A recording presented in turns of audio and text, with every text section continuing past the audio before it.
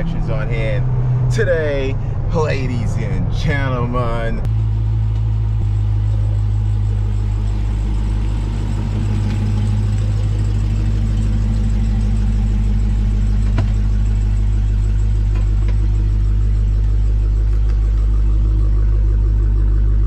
This week will be extremely warm. Right now it's 46 degrees.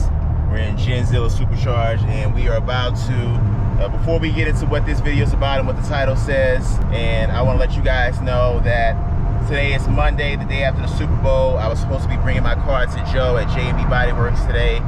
If not today, tomorrow at the latest, but things have been changed.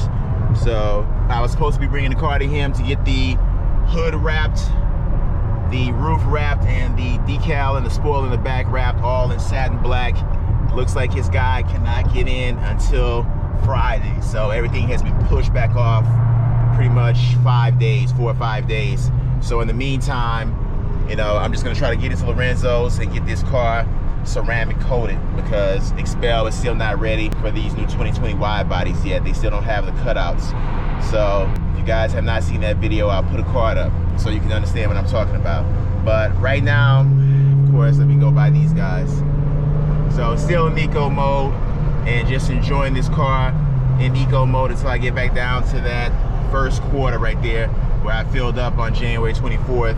And I did not drive the car. I'm trying to keep it exactly honest with you guys, 100%. I did not drive the car on yesterday, on Sunday, on Super Bowl Sunday, but Miss MDG and I did go out on Saturday. So, you know, that 1 day not driving the car is 1 day off from the test, what I'm trying to do to see how long it would take for me to get back down to that point in eco mode. After this test, I will be taking her out of eco mode and completing the final break-in period of 500 miles in just street mode.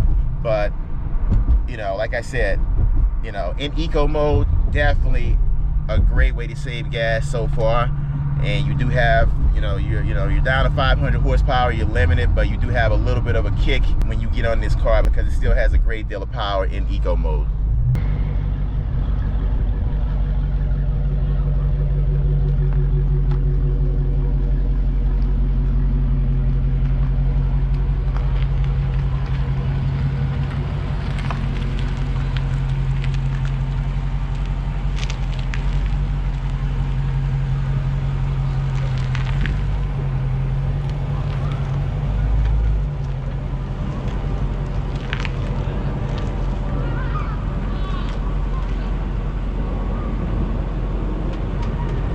All right, guys, so to get in what this video is about and what the title says, here's why the 2020 Dodge Charger Daytona Hellcat Widebody is the most dangerous car in the world.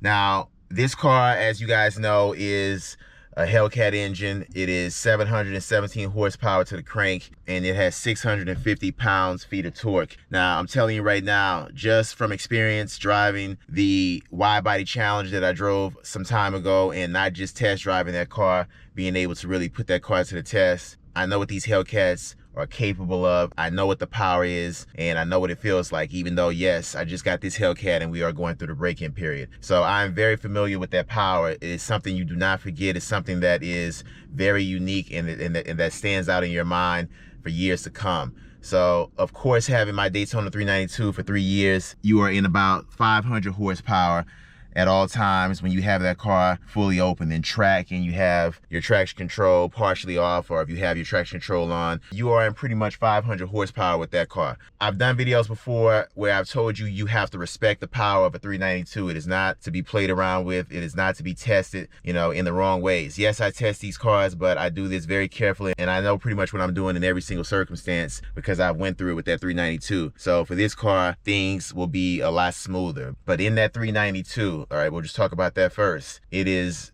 not to be played around with. The car has to be respected. You have to respect the power of that car, and you have to respect the terrain and the climate and the conditions that you're in when you're driving that car in different modes. Now, when it comes to this Daytona Hellcat, It is a limited edition production car that was 501. Well, that no longer is the case. There has already been one that has been totaled.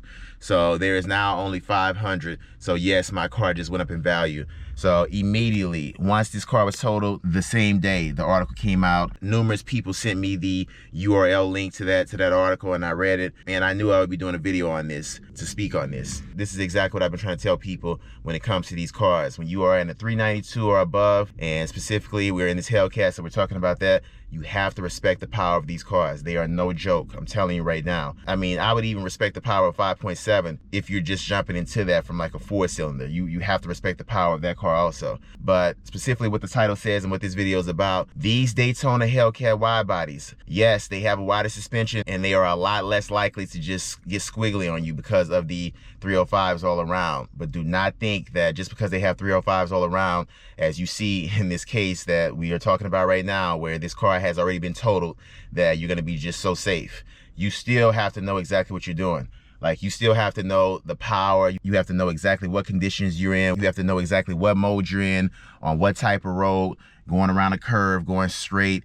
You have to know exactly what you're doing in each mode, and you have to know and learn this throttle. It is not some, throttle that you can just get in and just jump in and just think you know what you're doing. All right, the weight distribution to the power of this car is something different. I'm telling you right now. All right, these cars weigh 4,500 pounds and they have great power. They have power of cars that are half their size, and those cars are lighter. Once those cars start to get away from you, you can almost handle them because the weight doesn't really throw the car so aggressively. With these cars, it is just the opposite. They will flip on you in a heartbeat, and they will turn on you in a heartbeat if you do not respect the weight to power ratio. And I'm explaining that to you right now so you can know what I'm talking about. You will be on the other side of the highway in a New York minute with oncoming traffic flying at you like missiles. It is no joke. So you have to realize what you have with these cars. Like, right now I'm going through the break-in period, and I'm taking it easy with the break-in period. And when I hit the 500 miles, just because I've hit 500 miles doesn't mean I'll just start going crazy. What I'll do is just show you guys how much more power these cars have. And I know how to do that in a safe way because I've been doing this for a while. You have to have, it's almost like stages you got to go through to really get to this car, to me, if you really ask me. And even then, you still got to be extremely careful. You got to know exactly what the situation is, and you got to know that throttle. That throttle, like I've told you guys before in that 392 video that I did with my Daytona 392 before I got the Daytona Hellcat. Learning this throttle is like a skill. It is like a skill, and it's, yes, you can pick up on it pretty quickly if you do it every single day. But if you're jumping in it for the first time or just here and there every once in a while, you're gonna have a big problem. And like I told you in that video, you'll probably have a couple of scares until you actually get it down packed. So just something to think about, guys. Like I said, hopefully this guy was okay. He wasn't too badly injured. But that car didn't even have 300 miles on it. I think it may have had 296 miles, maybe 292 or 296. I don't have the article in front of me right now, but I know the car was not even broken in, and it was huge front end damage. So the car is just totaled, right? There's no coming back. And if someone does buy that car and restore it and try to rebuild it, it won't be the same. So, guys, just be careful. If you're in the market for these cars, these Hellcats, that's what this channel's about, to help you see what they're about so you can know what you're getting yourself into, to tell you every scenario and every aspect of what these cars and what their characteristics are so you can know what you're getting yourself into. And also, I did that pretty much for 3 years for my Daytona 392. So check those videos out if you have a 392 and you want to go see what they're about. But for right now and moving forward, it'll be about this Hellcat that I've named Genzilla Supercharged.